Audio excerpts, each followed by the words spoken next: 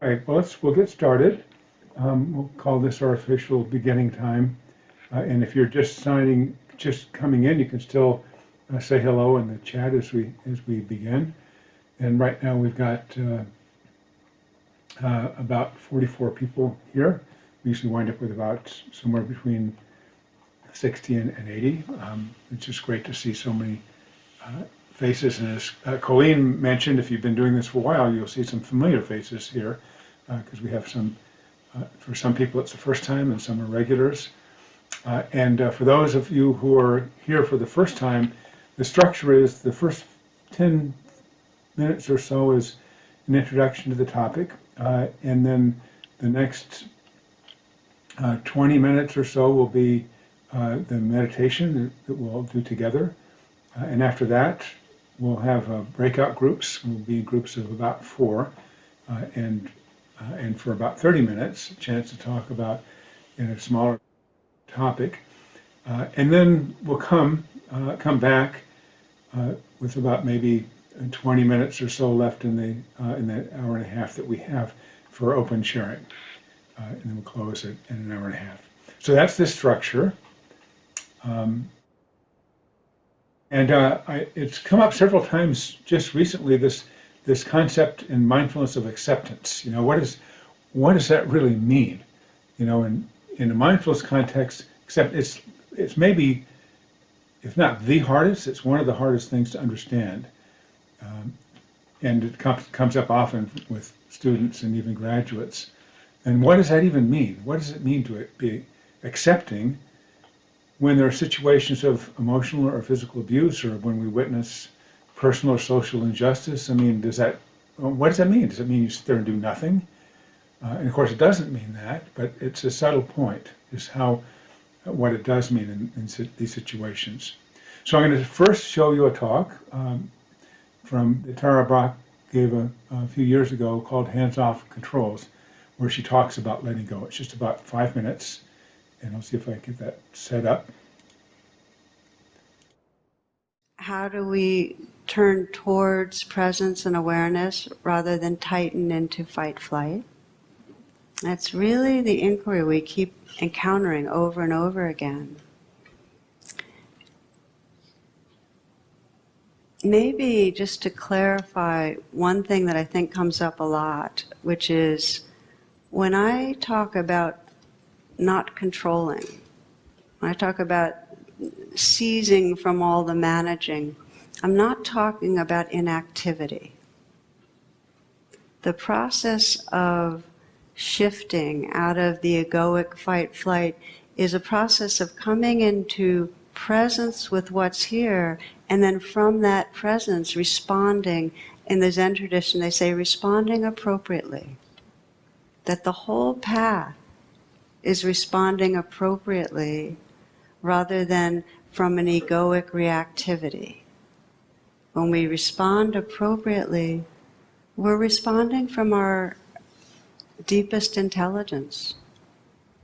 We're responding from our heart. One of my favorite examples of this, Tom Wolfe wrote in his book, he wrote about in the 1950s these highly trained pilots in the U.S. Air Force, and they were set for this life-death task of flying at the highest altitudes that had ever been attempted before. So they were going beyond the Earth's denser atmosphere. And what they found is that, and this is to their horror, was that the laws of normal aerodynamics no longer applied out there. So all the ways they would normally fly didn't work. This is in The Right Stuff by Tom Wolfe.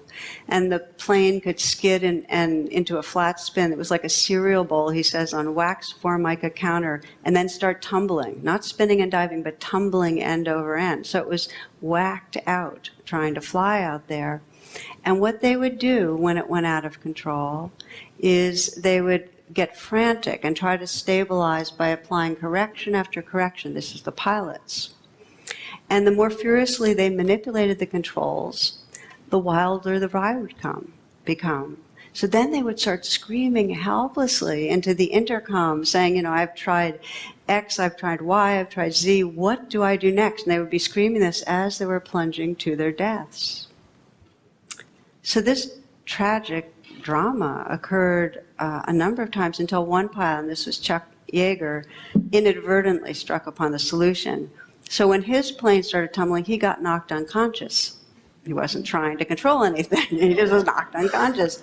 The plane pummeled it towards Earth. When it re-entered the planet's denser atmosphere, he came to, and that's when the classical navigational strategies could be reemployed, and he, steadied the craft and he landed safely. So he discovered the one life-saving response, the only life-saving response he could do, and it's don't do anything. You take your hands off the controls.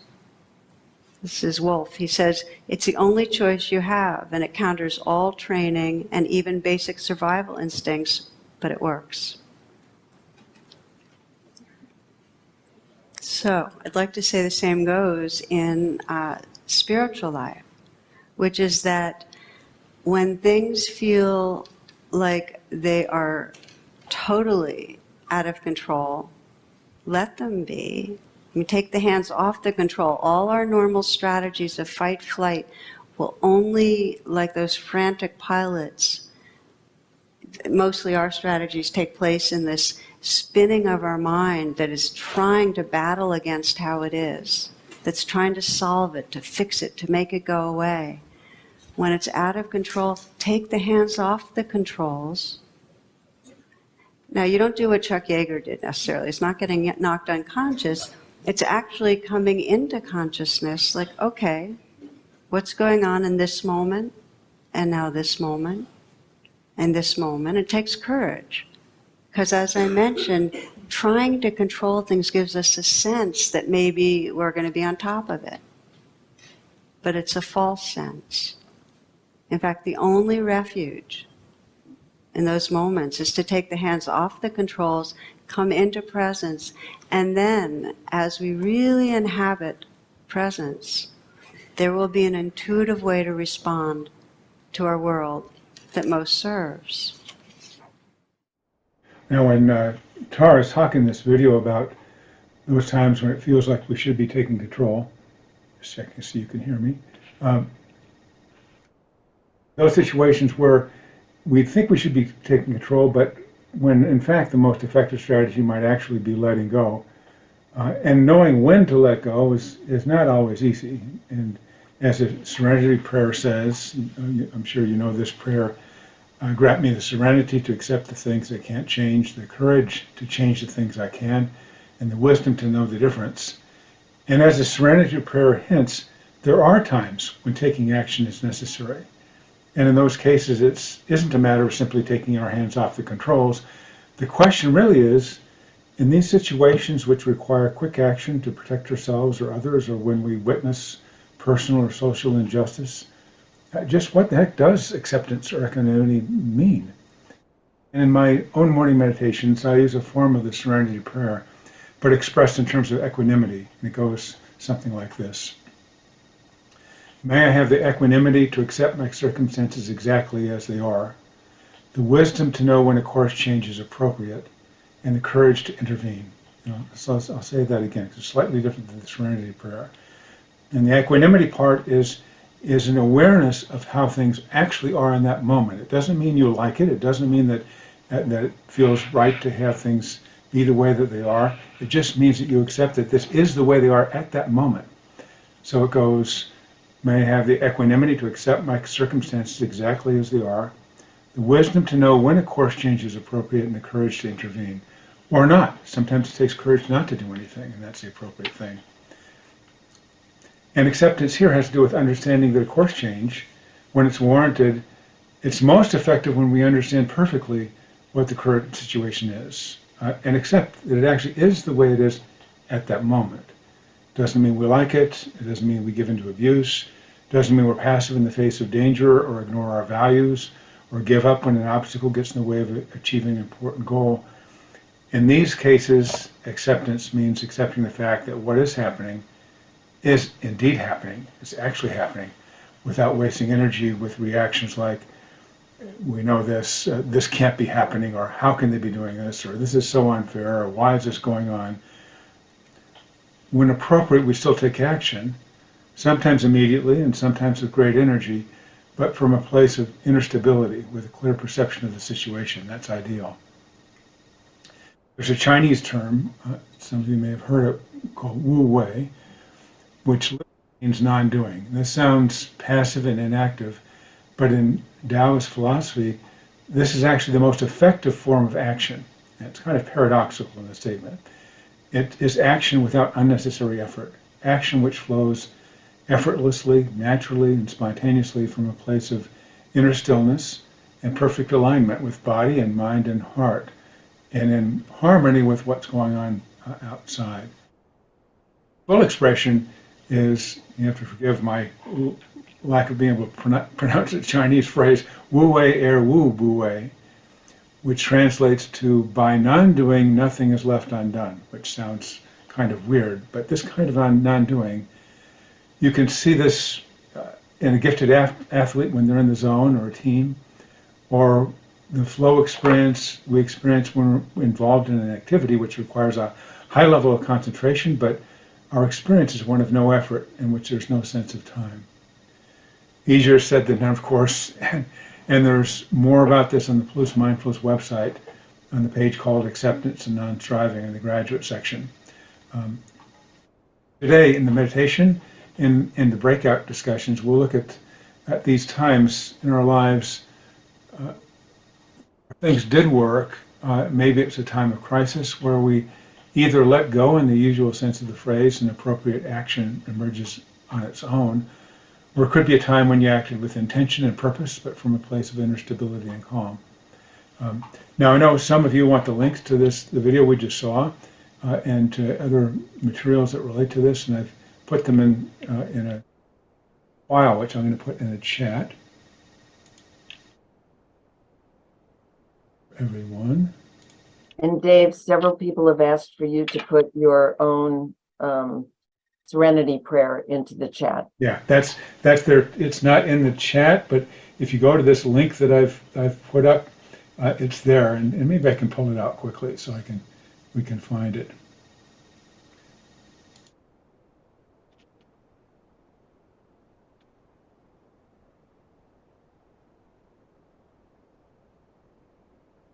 Same address, and it is there. Now.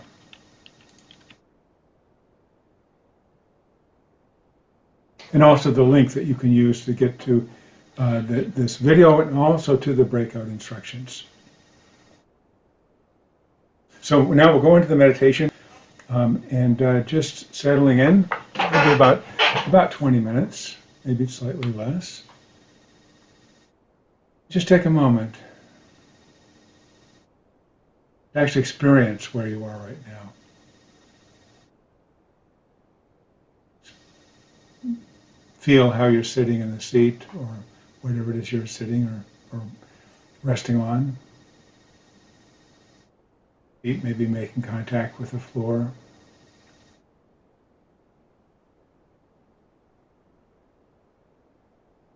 Right, or in your lap.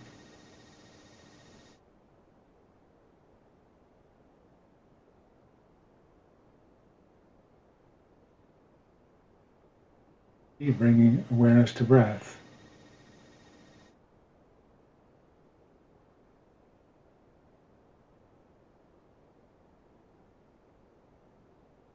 Actual sensations of breathing, the movement of your belly or movement of your chest or through your nostrils.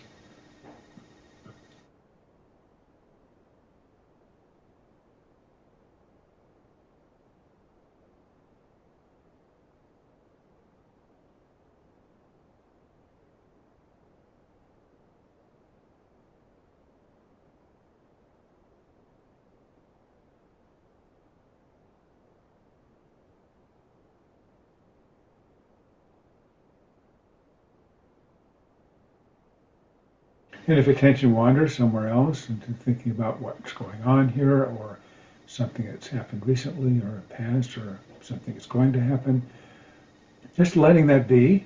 We're not pushing it away, but recognizing that that's different than paying attention to breath, and just noticing that, saying hello to that, and then coming back to breath. When you gain more experience with this kind of meditation, it's one of a gentle moving back, not a jerk back. Accepting the wandering and coming back at the same time to sensations of breathing.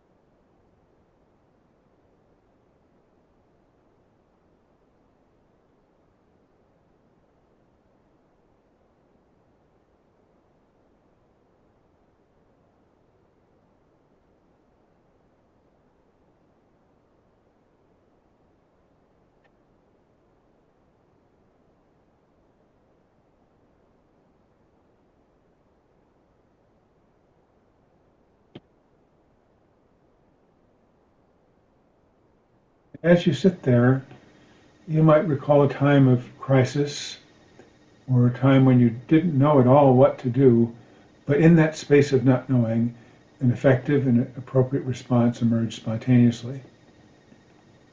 And it would be good to pick a situation that turned out all right in the end. Could be like an unexpected setback at home or at work, something that didn't go the way you expected it to. It could be an accident or injury to yourself or someone else. Something that turned out okay in the end, and it was healing and back to full function. This would be a time when there was a moment about not knowing what to do, but you may not know where it came from, but you did the appropriate thing, and that was without having to give that a lot of thought. That just happened spontaneously and kind of on its own.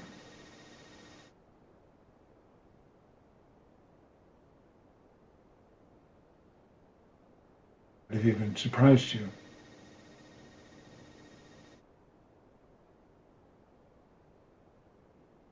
Knowing when and where that was and who was around and what the setting was.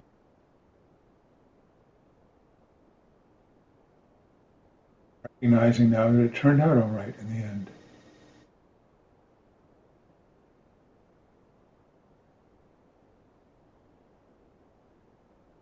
The response was the right response, maybe without even knowing what it was you were going to do about it or happen.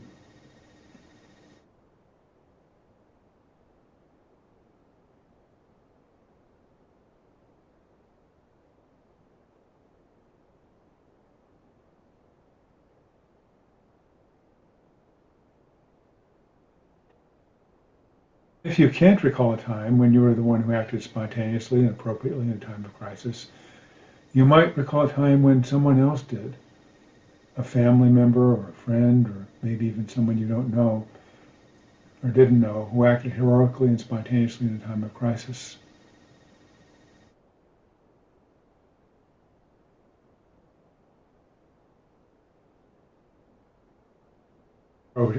Appropriate action just emerged at the right time. Could even be a video you've seen of somebody acting heroically. Read about.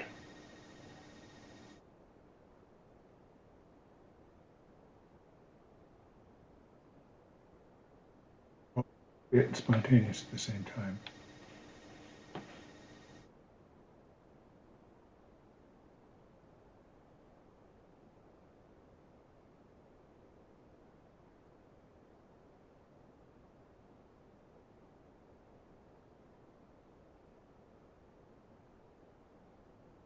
Or you might even recall a time when it wasn't necessarily a time of crisis, but without you knowing where it came from, the right action and the right approach emerged on its own without you knowing where or how exactly that happened. But it felt right and it was right and it worked out well in the end. Maybe a course change in a project or in some sort of endeavor of yours.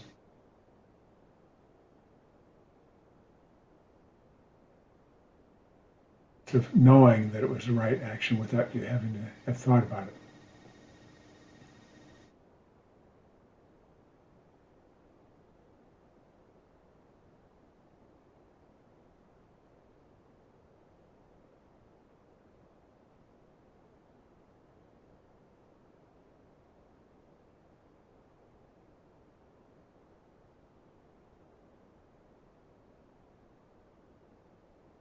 The next 8 or 9 minutes will be in silence, and we'll end it, as I mentioned before, with my voice, not a bell. And you can continue this along with this theme, or you can have it be a breath meditation, or however you want to be with that time that you have. This is time for yourself, the next 8 or 9 minutes, ending with my voice.